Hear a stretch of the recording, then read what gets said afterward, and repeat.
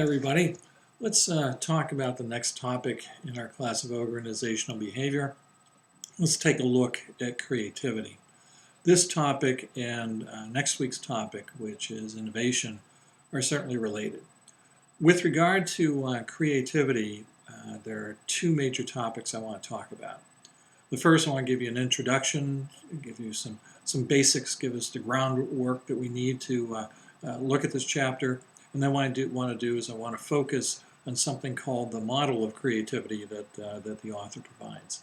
So let's start off. Let's take a look at that introduction. And under the introduction, the author has two major topics to discuss. The first of these is just the definition of creativity. We probably should all be on the same page with regard to this. So let's see how the author defines it. The author defines it as the process of producing new and useful ideas. Again, the process of producing new and useful ideas concerning products, services, processes, and procedures. The process of producing new and useful ideas concerning products, services, processes, and procedures. And I think that's a pretty good definition. I mean, think about, we're not just talking about products, but it can be, the goods and the services, but it could also be processes and procedures. I'd like to add one other thing to this. And this is something that I think that you could use as you may be interviewing for internships and jobs after graduation, etc.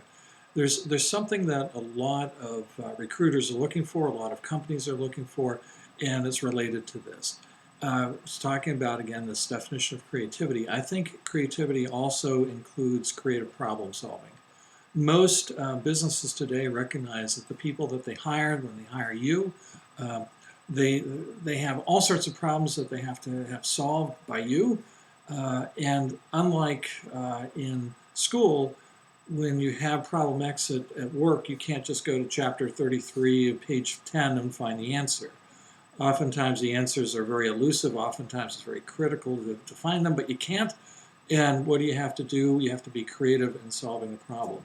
So I would think that creativity would also include not just products and services and processes and procedures, all of which are good, but I think also we're talking about coming up with creative problem solving. Again, something I think that if you have that skill, you want to bring that to the forefront in any type of application, resume, cover letter, interview that you might have. I think that a lot of recruiters are actually looking for that ability. So again, we have under the introduction, the first major topic was that definition of creativity. Let's go to the second major topic.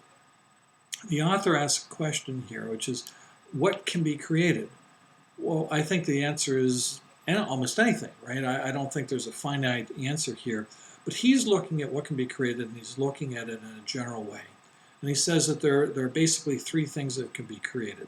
Not necessarily wrong. I think I agree with him to a great degree. The first thing is what can be created, something new. Yeah, we haven't seen this before. You've come up with something new. The author talks about when Alexander Graham Bell invented the telephone. There was something new. Nobody had the telephone before. They had a telegraph, but they didn't have a telephone. This was brand new, etc. So you certainly could do something like that.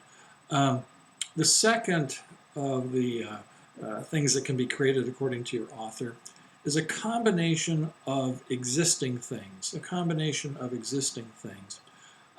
These are things you don't have to create. They're not brand new, but you found a way to bring them together that other people haven't done.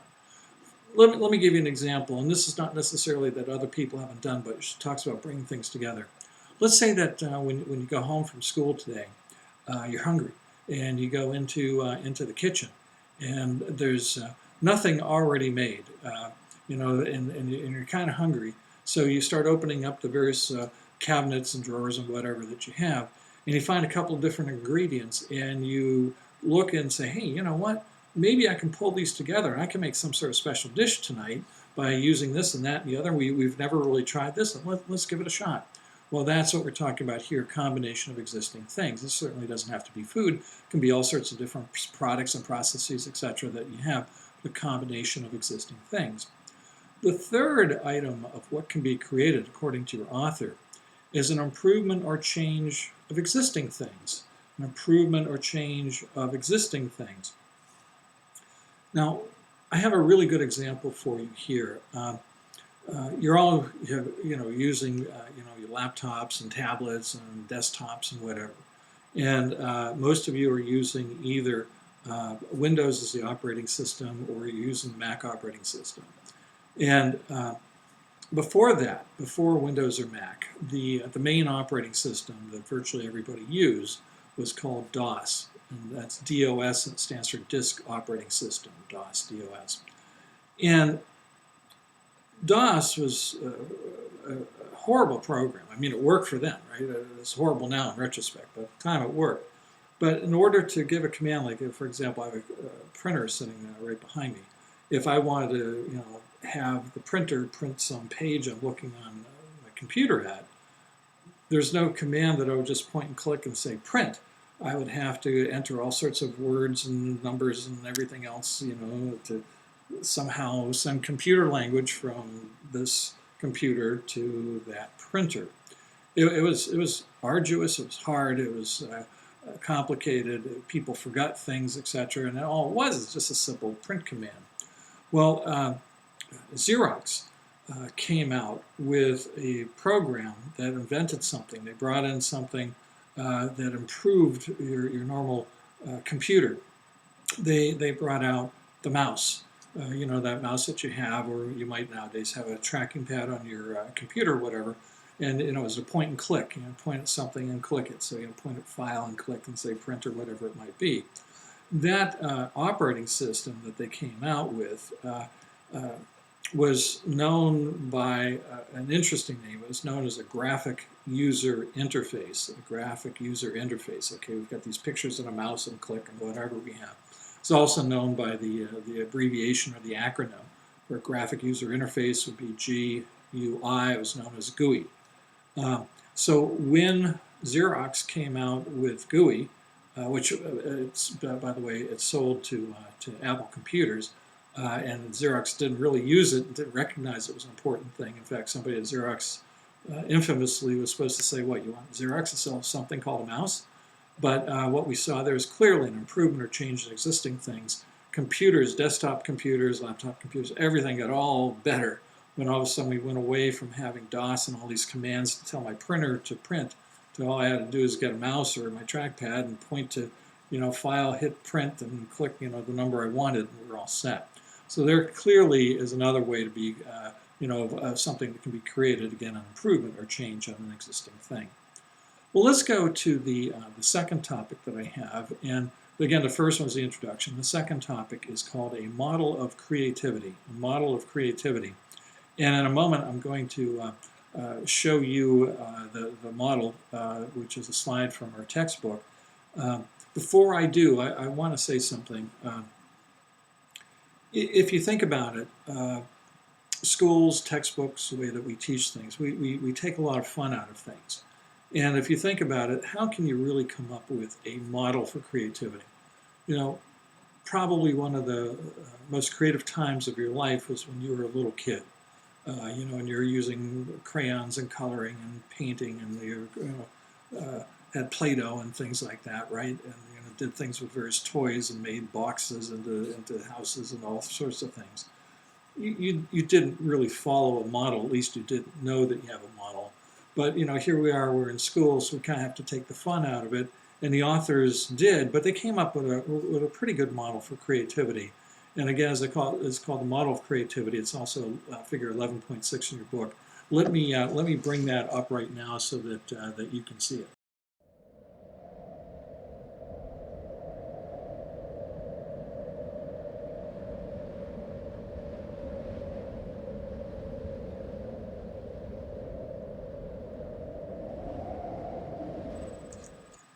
So let's now talk about that model. As you can see, when you look at the model, there's basically 4 rectangles that we have here. You have personal factors, you have situational factors, you have creative performance behaviors, and creative outcome effectiveness. Basically what it's saying, if you look at the model, is when you're creative, when you come up with something new, your creativity is usually based upon at least 2 things. Personal factors of things that have happened in your life that have happened to you, and also situational factors. What's going on right now? The situation is certainly going to determine a lot about your creativity. So when you bring those 2 together, then the next thing you're going to do is, based on those 2, you're going to come up with some creative behaviors. You're going to start to create. You're going to start to do things. And then once you do that, then you're going to, hopefully your creation will turn into an outcome. You'll finish the job and you've created something, and that's what we're talking about, creative outcome effectiveness.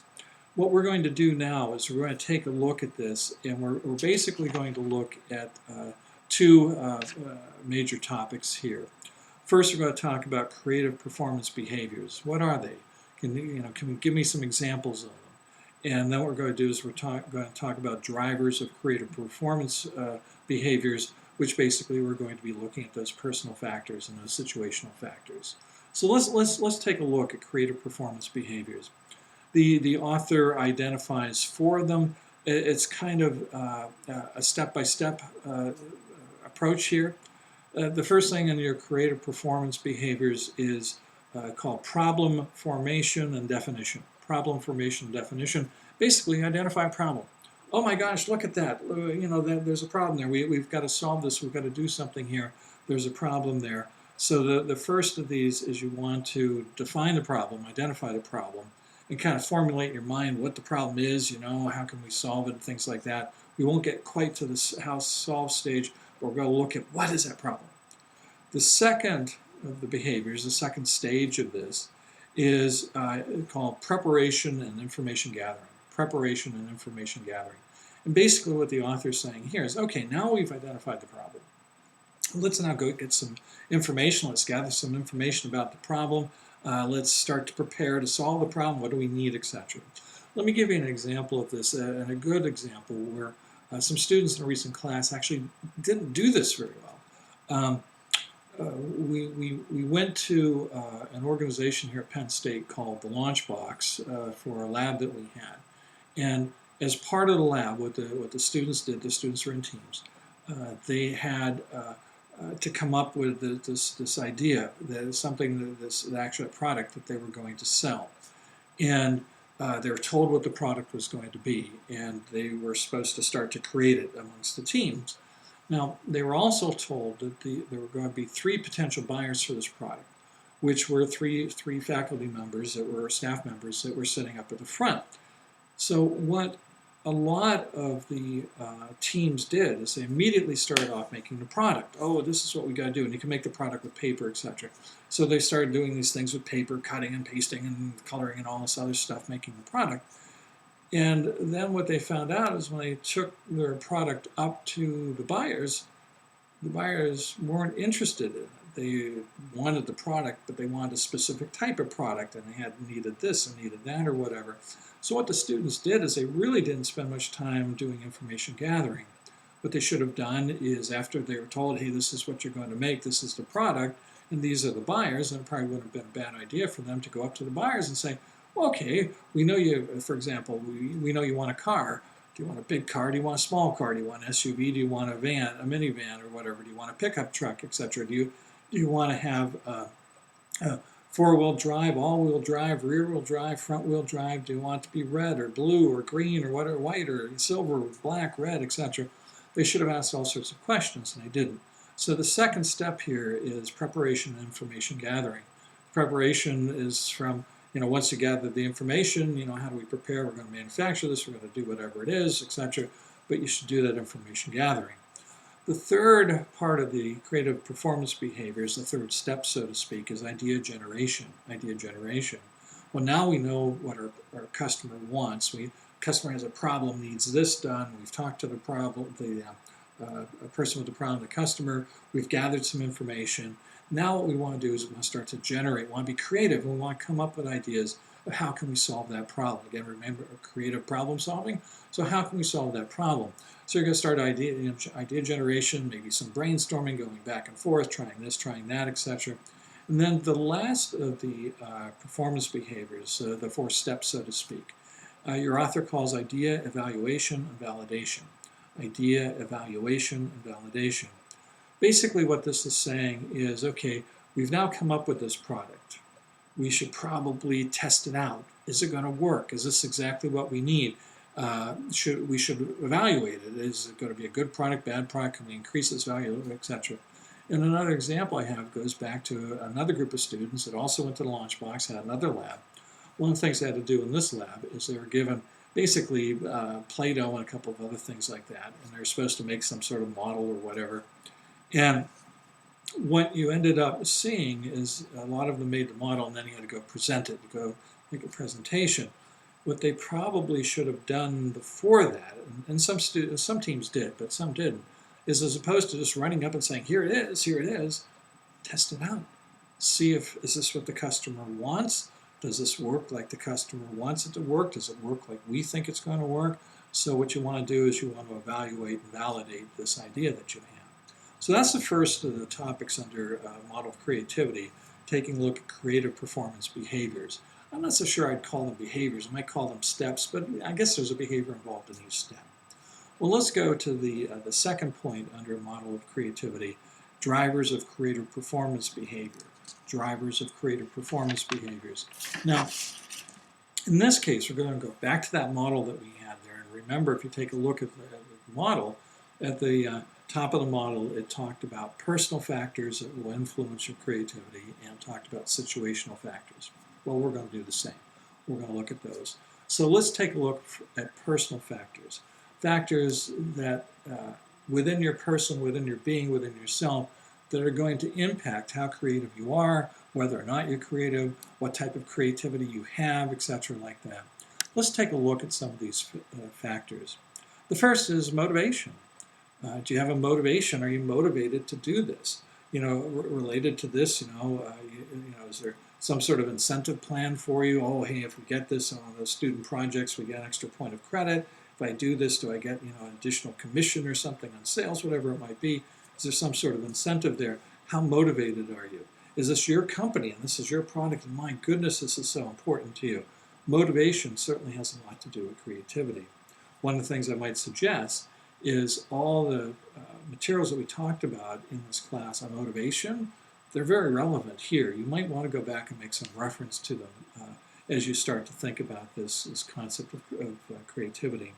Let's take a look at another of the personal factors that are going to impact your creativity. Knowledge, your knowledge. And this isn't necessarily just school knowledge. Oh, you're a sophomore. Oh, you're a junior. You're a senior. It's going to impact you. Or you went to school. You didn't go to school. It's also just the knowledge and information you've gathered, from life. The school of life, as opposed to necessarily, the school of education or something like that.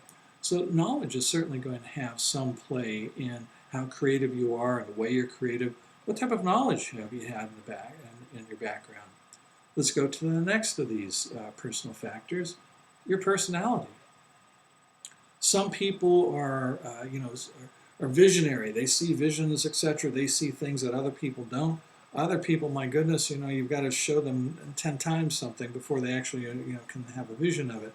Your personality, are you a worker? Are you someone who likes numbers? Are you someone who likes to have things in little boxes or whatever? Do you like to have vagueness, etc.? All these things are going to have some sort of impact on your creativity that are related to your personality. The next of these is your textbook says another of the personal factors is your national culture.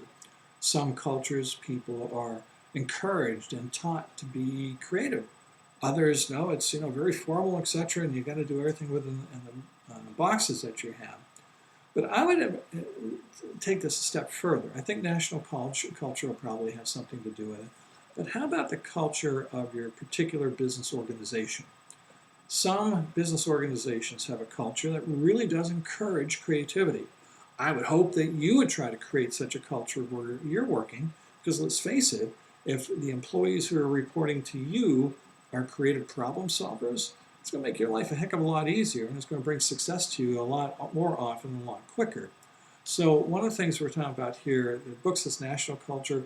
I would say it's culture in general, including the culture of the business that you're in. For example, take a look, and we've talked about this before. At Google really promotes creativity. They give you, at least until recently, I think they still do it, I'm not sure, at least until recently, they gave you every Friday was your day. You had to come into the office, etc. But it was your day to work on any project you wanted to work on, etc. And they were hoping you'd work on these various creative projects, etc. And they were there to help you and promote you, etc. And if you came up with a creative idea, you get bonuses and might even get portions of business interest and whatever. So again, the culture of your business is probably going to be pretty important insofar as how creative you are, when you're creative, how much your creativity is just out of the box type of thinking. The next of these personal factors mentioned by your book is your personal tolerance for ambiguity. Your personal tolerance for ambiguity. Let's face it, there are so many things in life that are ambiguous. Some of us don't really care. It's part of life. We get it. Others, they go absolutely nuts. I don't know what this means and I have to do something. Well, that can also impact your creativity. If you're intolerant or tolerant for ambiguity, that might impact, are you going to be creative? Do you need to come up with a solution? You hate the vagueness here. You want to make something that's going to make it better. So again, you might want to take a look at your personal tolerance for ambiguity. The last of the things mentioned by the book, at least that I'll mention, the book has some other things, and indeed you should look at them, but the last I'm going to mention, are you proactive or reactive? Are you proactive or reactive? Now this is something that your author mentions, and I just want to ask you a question. Can you be creative if you're a reactive type of person? Something happens and you react to it. Can you be creative? Can you be creative if you're proactive? You have this vision of things, etc., in the future, and let's. There's no problem, pressing problem now, but let's do this for the future. My answer is you can be creative both if you're proactive or if you're reactive, but it might again impact how creative you are, the type of creativity you have, etc. So those are some personal factors that the authors talk about under these drivers of creative performance behavior. Are you driven to be creative? The second factor that we talked about, besides the personal factors, are situational factors. Situational factors. And your textbook has a lot of situational factors. I'll go over most of them. I'm not so sure I'll have time to get through all of them. Well, let's take a look at some situational factors, particularly the situation of your workplace, what's going on in your workplace. And let's see if they would impact you and how creative you may or may not be in the workplace. The first is, how committed are you to this job that you have, this working place? For example, if this is your business and you own it, you're probably as committed as anybody can be. You're probably going to be more creative. It's mine. I'm committed. I got to make this thing happen, etc. If you're not committed, I'm working someplace. I'm working at Walmart. I don't care. I've been here, 2 years as I'm working part-time to help pay off some bills, in college or whatever. You might not care. You might not be very creative. So again, the first situational factor, the commitment, the level of commitment in the workplace. The second, the recruitment of your workplace. Do you have recruiters who are out there actively recruiting people who are creative problem solvers? Or do they kind of shy away from the people who have these visions and whatever, and they're just looking for people who do everything exactly by the book and follow this and follow that? That might have an impact of the environment at work or situation at work. And one of my students today in another class was talking about, I said, what type of situational factor might impact you at work? And he says, well, if my coworkers are creative, I'm probably going to be creative, or at least I'm going to try to be creative. Well, again, if the recruiter is recruiting people who are creative, you're probably going to have coworkers who are creative. If the recruiter is not recruiting people who are creative, it's not a high priority item, you're probably not going to have coworkers that are creative. So that could impact you. Let's take a look at the third situational factor mentioned by the book, and this is training. The training you have, does it train you to think outside the box and be a creative problem solver? Does it tell you you've got to do everything exactly as written in the book and you have to do it step by step by step? And God forbid you look outside the box, etc. So training is going to have an awful lot to do with this. And let me use training too to also make a reference, again going back to the situational factors that we were talking about before that are associated with motivation. You might remember in motivation, we talked about that case involving Michael Jordan, the basketball player who at one time tried to play baseball. And we talked in there about one of the motivational schools of thought, which is called expectancy theory, which basically said amongst motivated people, you basically have two levels of motivation. One level of motivation is someone who wants to get something done, such as Michael Jordan when he went to play baseball, professional baseball, for the Chicago White Sox organization. He wanted to be a good baseball player, etc., but he never really was. The second level of motivation for someone who is motivated is a better level. And in this particular level, it's not just somebody who wants to do it, has that drive to do it, but someone who believes that they can do it. They have the confidence they can do it. In baseball, Michael Jordan never really had the confidence that he needed. But in basketball, he had that confidence. So in both, he had the drive to want to do it. But in one, he had the drive to want to do it, but wasn't so sure he could do it. But in the other, he had both the drive and the confidence that I can do it. Well, one way to increase people's confidence is to train them. Give them the opportunities to try things hands-on, etc. That probably will make them a little bit more comfortable and confident and increase their motivation. Of course, motivation has something to do with creativity. So let's get now to the fourth situational factor at the workplace that might impact you with regard to how motivated you are. And that is, how are you paid? A little bit how much you're paid, but how are you paid? Are you paid on an incentive system where, for every widget, remember we're talking about Taylor and, the concepts that he had about let's pay people not on an hourly basis, but on a piece-by-piece basis. He called it the piece rate system. How are you paid? If you're paid and there's an incentive program, the more you do and the better you do and the ideas you come up with, etc., we're going to give you extra, etc. If there's an incentive system there, that might help to increase creativity in the workplace. So you want to take a look at that. And again, notice how we're referencing something that happened earlier in the course, because all these things are tied together. Leadership and motivation and change and communication, etc., they're all tied together. Well, let's go to the next of these situational factors. It's somewhat related. What benefits are offered? What benefits are offered? Benefits in a workplace. Hey, listen, I'll tell you what, if you solve this problem, we're going to give you 2 weeks off and we're going to give you a paid vacation to wherever in the world you want to go. That certainly is a nice incentive, it's a nice benefit, etc. So benefits are also going to have a place in how creative you're going to be. The next is situational factors, and I mentioned the textbook looks like 14 of them. So I'm now on number 6, I think. The next one's also a good one. Diversity in the workplace. The more diverse your workplace is, oftentimes you find more creativity. If everybody's the same, if everybody thinks the same, looks the same, acts the same, etc., you find that creativity isn't flowing as much as if we have a lot of people who are different and they bring different ideas and perspectives, etc., different desires and tools and whatever. That can really help you become more creative. Well, let's go to the seventh situational factor, certainly an important one, time pressure. If you're given something that you have to do and you have a couple of weeks to do it, are you going to be more creative, less creative, or the same level of creativity than if someone comes to you and says, oh my God, we needed this yesterday, get it done tonight. Usually it takes 2 days to do this. You've got to figure out how to do it in six hours. Where are you going to be more creative? With the time pressure? Probably. If the time pressure is too hard, you might say that I can't do it. But still, nonetheless, time pressure can also increase creativity. Let's take a look at number 8. The 8th situational factor mentioned by your book, relationships between you and your supervisors, relationships between you and your coworkers. Well, this also, again, we have a lot of ties to motivation. It goes to other things as well. Let's take a look at some ties here to motivation. Remember when we were talking about Maslow and motivation, and he said, he had that pyramid or whatever.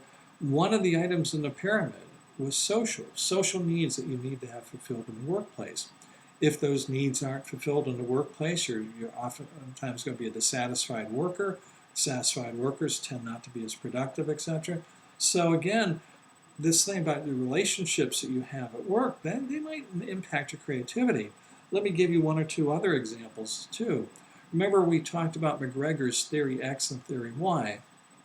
Theory X manager thinks all employees are slouches. They don't want to work. They're stupid and lazy and whatever.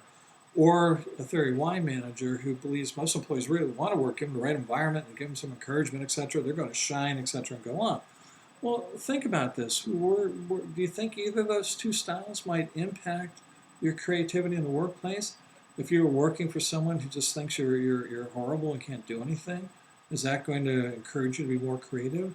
Or if you're working for someone who is a theory Y type of manager who thinks, oh yeah, you can do it, what can we do, etc., you think that might make you more creative? And the last thing I'll mention here with regard to relationships with your bosses and coworkers, there was another theory that was in motivation. We didn't really focus on it much. It was in the notes that I provided. It's also, I believe, in the lecture materials that I have on the web, the video that I have on the web. You might have overlooked it, might have forgotten it. And this is called the LMX theory or the LMX model. Either would be fine. And basically what that LMX model is saying is that basically in a workplace you have two groups of people. You have insiders and you have outsiders. Think how that might impact your level of creativity. You're working in an environment in a workplace where you're an insider. Is your level of creativity going to be different than perhaps if you're an outsider? And there's certain things that could impact maybe going both ways. But think, for example, if you're creative, oftentimes you're thinking outside the box. You're coming up with things that other people haven't thought of.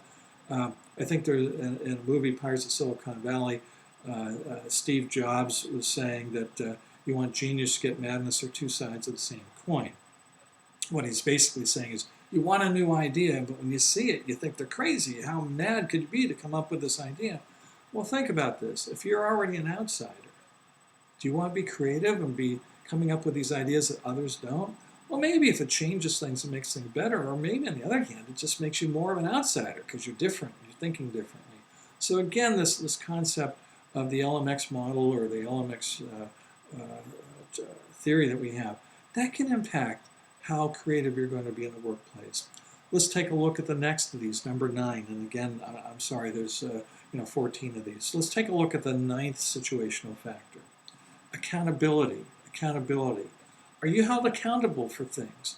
You might recall we talked about accountability when we were going over different decision-making styles, etc., and how to be a good manager. And we're talking about Peter Drucker's suggestions on how to be an effective manager.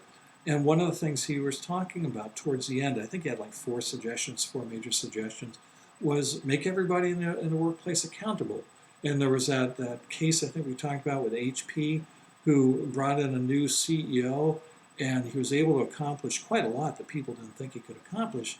And when he was asked, how did you do this? He said, I held people accountable. I held their feet to the fire or whatever.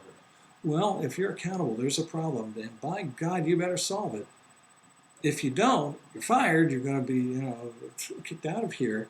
You're probably going to be more creative because you want to save your job, you want to save your company, you want to save your fellow employees from being laid off, etc. So hold people accountable. Are people held accountable? Might impact, again, your creativity.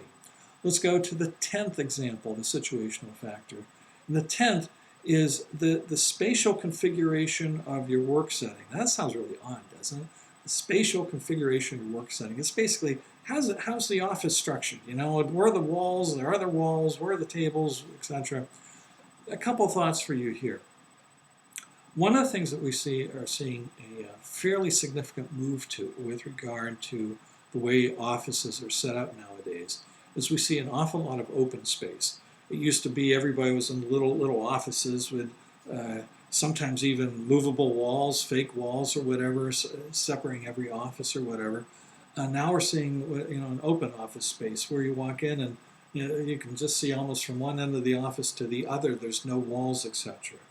Do you think that might help with creativity? Do you think it might have more brainstorming and people talking to one another? Also, another configuration that you see is what's called co-working. Co-working, where you have groups of people coming together, and instead of having their own desk, it's just huge conference tables all over the place, and everybody's sitting together at tables or around in chairs and sofas or whatever. This co-working type of space. Do you think that might help people be more creative?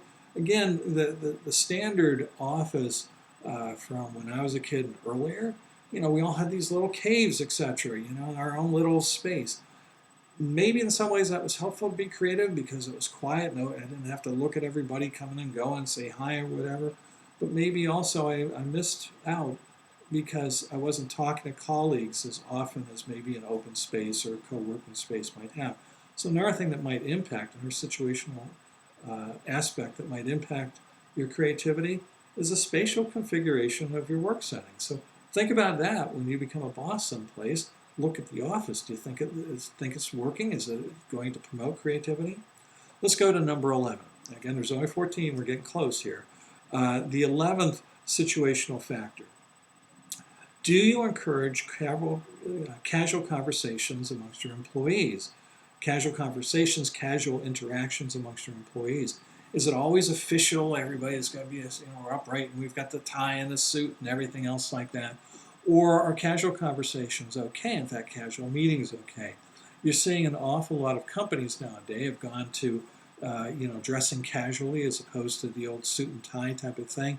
You're also finding that the workplace is a lot more casual in itself in the way that people interact. You're also seeing a lot of workplaces are engaging in all sorts of outside of work activities that are not formal, that are casual, get people to know one another. Groups going whitewater rafting, company picnics, going off to survival training and things like that. Opportunities for people to interact in an unofficial way, in a casual way. Can that help with creativity in a workplace? It just might. Let's take a look at the next these situational factors. Number 12. Number 12. How is failure handled and regarded in your workplace? How is it handled and regarded in your workplace? You may recall, again going back to motivation, and we're talking about, I think it was McClellan's needs theory or whatever. One of the things he was saying is some people have a high fear of failure. Other people have a high need to achieve. Well, how is failure handled in your organization? Is failure looked upon as a growing thing? Okay, we don't like to fail, but let's learn from it. Let's move forward from it. Or is it horrible? You fail, and my goodness, we're going to be smacking you over the head and maybe kicking you out, demoting you, sending you off to Siberia or something like that. That certainly is going to impact how creative you are. Because as you're creative, you have to be looking at failure. Oftentimes, for example, look at some of the most creative entrepreneurial ventures you have. Are the people behind it afraid to fail? Probably not. They probably have a higher tolerance for failure, a lower fear of failure with regard to it. So you might want to take a look at that in the workplace. Just two more situational factors. Let's go to the 13th. Are people given free time just to think in the workplace? Free time. You might recall another example that we had is earlier we were talking about something called the thinking tree. The thinking tree. And let me just fill you in if you forgot about that. One of my colleagues, I used to host and produce a TV show. It was a business TV show, and on that I had a number of publishers and editors of various business publications in the city that would come on and be co-hosts with me on every given show, and we'd interview guests. One of them was the editor of a magazine called Small Business News, and very bright guy, really wonderful guy, really liked him, etc.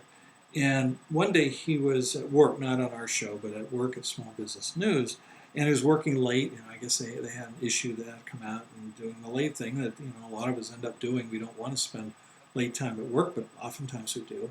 So he was there, and it was around dinner, maybe a little after dinner, and he got a panic call from his wife.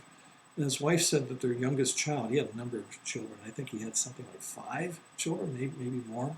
The youngest child, I think around first grade or so, was missing. Hadn't come home from school. They're panicking where to go. So he left work immediately, hopped in his car, drove to his house, which was about an hour away. Kid still hadn't turned up. It was starting to get dark outside. They had the police in, and they're out looking, etc. And he owned a fairly big farm down there, a lot of property. I don't think he was a farmer, but he bought this farm, and so he had a lot of property. And as he's going off, trying to search a property, as a kid someplace maybe got injured, he fell off of this, got bitten by that, whatever it might be, he stumbled upon his child. His son there was a tree like this that had kind of fallen over, and his son was kind of lying down on the tree. kind of back like this, etc., looking at the sky, which I guess now is starting to get stars in it or whatever. So he started to scream at his son. On the one hand, he's absolutely delighted, thank God my son is okay. And the second is, where the hell have you been? Kind of a little anger there on that too. And the kid answered, he said, Dad, life is so tough. Life is so complicated. Again, keep in mind, a first grader, life is so tough. Life is so complicated. There are times I just have to get away from everybody else, go out on my own, and think. And he said, this is my thinking tree. I come here a lot just to think, push everybody aside and think. Now, I'm not saying that you should go find a tree out in the woods someplace and disappear for hours and make people go into a panic. But one of the things that might help creativity at the workplace is if you give people some free time just to think. We oftentimes pay people and evaluate people based on what they accomplish. Did you make a new widget today? And how many sales did you have? And sometimes thinking's not a bad idea. Thinking can help you make more and better widgets, have more sales, etc. So again, another thing of the situational factors you might want to look at are people given free time just to think. And I think also I mentioned a little bit earlier, Google, at least until recently, gave you every Friday was your day, and come into the office was your day. It could be a day to think. Just come in and start to contemplate, different ideas that you have. Certainly that can lead to creativity. And the final situational factor mentioned by the book, and I'm sure you're delighted that we're now down with 14 of these, etc., is necessity. Necessity. Let's say that you're out in the woods, and to get home, you're lost, you're hungry, you don't have water, whatever, and and your cell phone isn't working, etc. And the only way to get home is you have to cross this ravine, and there used to be a little footbridge across the ravine, and it's now destroyed. And the ravine's really deep, you can't really climb down and come up, and now you have to figure out, what the hell am I going to do? Am I going to just sit here and cry, and all of a sudden I'm not going to have enough water and I'm going to die? Or am I going to find a way to cross the ravine? Are there some trees I can maybe fall down or pushed over, and maybe I can make my own little bridge, etc.? What you tend to find is necessity oftentimes makes people more creative. I got to get it done. I got to get it done. If you got to get it done, oftentimes you become a very creative problem solver in getting it done. You might have heard the old phrase, necessity is the mother of invention. Necessity is the mother of invention. Well, basically what they're saying is necessity helps to breed creativity, innovation, creativity, not necessarily the same, but certainly, at least in this lecture today, can be used interchangeably. Necessity is the mother of invention. Necessity can help to breed creativity in the workplace. So I want you to think about this. Now we're all done. We're about to conclude here, about to sign off. You can probably say, thank God, I got other things I got to do. But I do have something to ask you, something to think about. All this stuff that I talked about under creativity, which unfortunately, as I say, takes this really great topic and puts it into this formal language. It's like back when you were in 5th grade or 6th grade or whatever, and you went into sex ed, and you're all excited about it. But sex ed was probably one of the most boring classes you had, because they took something that was great and they made it horrible. Well, creativity is certainly something that's great, and yet we can make it horrible. We can put it all in these boxes, etc. But I want you to think about something. What we've talked about so far, a lot of that you can look at and say, well, how would that impact me and my creativity? Absolutely, not a bad idea. But I'd like you to think of something else. Most of you are going to be quite successful in your careers. Most of you, in fact, I think all of you will be successful in your careers. Most of you are going to be managing employees. Isn't it important not only for you to be creative, but for them to be creative? Again, if you have a workforce of people who are creative problem solvers, the odds are your team, your organization, your department, whatever it might be, your company, is probably going to be more productive, more on the cutting edge of things, more a leader in the industry because of creativity. Your job is probably going to be easier.